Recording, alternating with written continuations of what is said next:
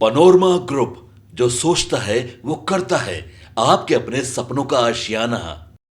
बिहार में राजद का परफॉर्मेंस कहें तो बहुत ही बुरा रहा है। किसी ने कयास नहीं लगाया था कि राजद ऐसी स्थिति में आ जाएगा, लेकिन सहरसा का महिषी विधानसभा, जहां से प्रत्याशी थे राजद के डॉक्टर गौतम कृष्ण, उन्होंने ज़बरदस्त जीत हासिल की है। हमारे साथ गौतम कृष्ण हैं, उनसे जुड़ते हैं। गौतम कृष्ण जी, सबसे पहले तो जीत की बधाई। बहुत बहुत शुक्रिया, धन्यवाद सर। आखिर ऐसा क्या, पहले मैं बात करूंगा कि राजद इस तरह से जो है हाशिए पर कैसे चला गया?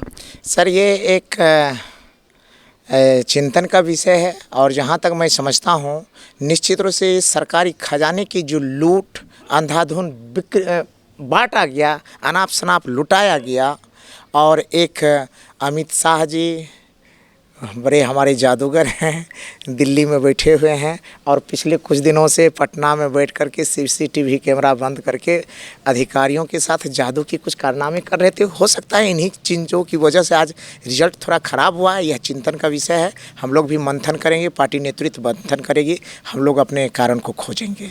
आपने जीत दर्ज की है। पिछली बार भी आप बहुत कम मार्जिन से, पहले तो हंगामा हो गया था कि आप जीत दर्ज कर चुके हैं, लेकिन बाद में नतीजा आपके विरुद्ध आया, आप हार गए और इस बार जीते। क्या लगता है कि यह जीत जनता की जीत है और आप जनता के लिए कितना मुफीद साबित होंगे? यह जीत जनता भगवान का ही है। कोसी कछार के दुर्गम इलाकाओं में जीने वाले उन मेहनत कशों की जीत है। यह समाजवादी विचारधारा में आस्था रखने वाला है सभी जाति, धर्म और मजहब के लोगों की जीत है, और उन लोगों की जीत है जिन्होंने ईमान और स्वाभिमान के साथ जीना पसंद किया है। और जीत तो आपकी भी है पत्रकार महोदय, आपने भी संघर्ष का एक हिस्सा 15 से निभाया है, साथ में आपकी भी जीत है, और आपके चैनल के माध्यम से आपके जो भी दर्शक बंधु हैं उनकी भी जीत है। अगर उन्होंने सच्चाई और ईमान के साथ गौतम कृष्ण को कहीं से भी आशीर्वाद देने का काम किया है, उनकी भी जीत है, क्योंकि वोट देने वालों तक की ही जीत न माने, इसको आशीर्वाद देने वालों की भी जीत मानते हैं। सर गौतम जी, हम यह भी कहना चाहेंगे आपको कि ताल ठोक कर हमने कहा था, आप हमारे पास आए थे, हमने आपको बुलाया था जिस समय में टिकट वितरण की बात चल रही थी, और हमने ताल ठोक कर कहा था कि आप राजद के पहले ऐसे प्रत्याशी हैं जिनकी जानकारी जो है हमें आ गई है कि टिकट फाइनल है आपको महिषी से। जी बिल्कुल बड़े भैया, आप पत्रकार ही नहीं हैं, मेरे बड़े भाई भी हैं, गार्जियन भी हैं, और निश्चित रूप से आपका आशीर्वाद मिला था और सब दिनों से मिला है, आज भी मिल रहा है और कल भी मिलेगा, मुझे बड़ा विश्वास है। आपने पहले से ही आश्वस्त थे कि गौतम जी आपका टिकट भी मिलेगा और जीत भी होगी, बड़े मार्जिन से होगी। और चूँकि आपने पल पल गौतम कृष्ण को वीडियो के रूप में देखा, अधिकारी के रूप में देखा, हारते हुए रूप में देखा, संघर्ष करते हुए रूप में देखा, और आज एक विधायक के रूप में जीते हुए उम्मीदवार के रूप में भी देख रहे हैं, तो आप मेरे हर पक्ष का आकलन कर सकते हैं, मेरे व्यक्तित्व जीवन चरित्र का आकलन कर सकते हैं, और आपका आकलन पहले भी किया हुआ सटीक था, आज भी सटीक होगा, कल भी सटीक होगा। गौतम जी, बस एक सवाल हमारा, गौतम कृष्णा विधायक बन गए हैं, कितना बदलेंगे ये हम नहीं आपसे जानना चाहते। आप 5 ऐसे काम बताइए हमको जो अपने महिषी क्षेत्र के लिए आपने सोच रखा है, जो करेंगे आप। गौतम कृष्ण बदलेगा इस बात की उम्मीद ना के बराबर है।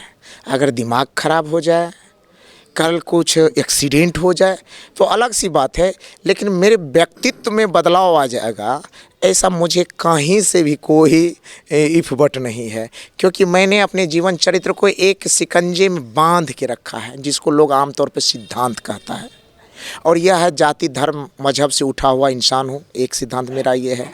लोभ लालच से दूर हूँ, दूसरा सिद्धांत है।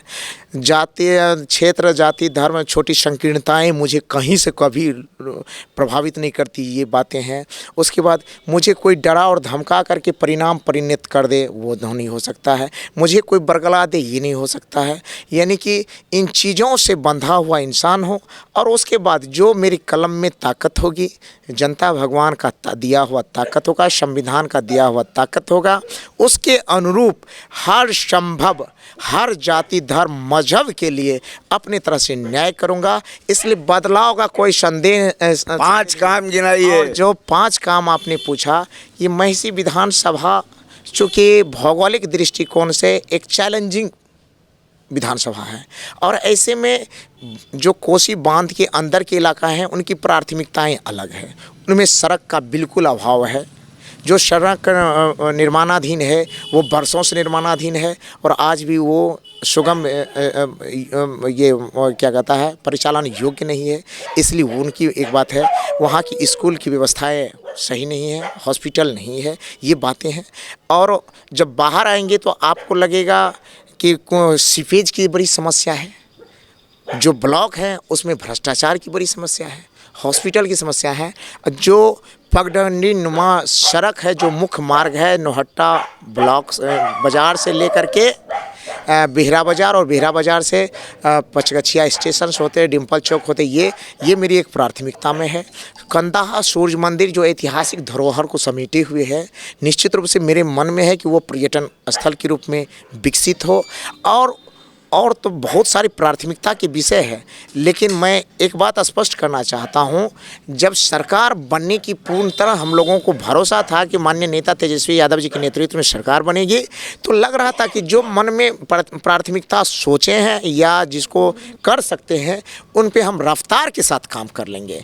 लेकिन आज हमें लगता है कि जब सरकार नहीं बनी है और निश्चित तौर पे ये कहना चाहूँगा, जो माननीय नीतीश कुमार जी की सरकार बनती है तो ये कठपुतली की सरकार होगी। सरकार के चेहरे नीतीश कुमार के होंगे लेकिन पीछे के लोग और पर्सनैलिटी अलग होंगे, काम करवाने वाले लोग अलग होंगे। इसलिए सरकार में कार्य के रूप में जो एकरूपता होनी चाहिए वो एकरूपता का अभाव हमें झलकने का अंदेशा है। और ऐसी स्थिति में जो प्रशासन में भ्रष्टाचार का स्तर बढ़ा हुआ था, निश्चित रूप से आप बड़े भाई भी हैं और पत्रकार भी हैं, जागरूक हैं, इंसान हैं, आपने भी महसूस किया होगा कि जो भ्रष्टाचार का आलम बना हुआ है वो भ्रष्टाचार और बढ़ेगा। और चूंकि मुखौटा किसी और का होगा, इंजन किसी और का होगा। आप अपने क्षेत्र में रोक पाएंगे भ्रष्टाचार को? मैं आपको निश्चित रूप से भरोसा देता हूं, मैं इतनी काबिलियत नहीं रखता हूं कि मैं भ्रष्टाचार और हर विकास को कर लूँगा, लेकिन इतनी बुद्धि और इतना व्यवहार जरूर रखता हूं आपके जैसे पत्रकार बड़े भाइयों के सहयोग की वजह से। जहां भी भ्रष्टाचार गौतम कृष्ण से नहीं रुकेगा, वहां मीडिया के चौथे स्तंभ को भी खड़ा करके मैं उनके सहारा से भी उन भ्रष्टाचार को रोकने का काम करूँगा। चलिए, नए नवोदित विधायक हैं, पहली बार जनता ने इन्हें सदन भेजा है और यह कह रहे हैं कि हमें सरकार जो नहीं बनेगी इनके लिए चुनौती होगी, लेकिन ये विकास में कहीं कोर कसर नहीं छोड़ेंगे। सत्ता पक्ष के जितने लोग हैं, यानी कि ये पूरी तरह से सरकार पर उंगली उठा रहे हैं कि सरकार के पीछे का कुछ और चेहरा होगा, नीतीश कुमार कठपुतली होंगे, लेकिन ये प्रयास करेंगे कि इनको सरकार की तरफ से मदद मिले ताकि ये कोसी कछार के इलाका को स्वर्ग बना सकें।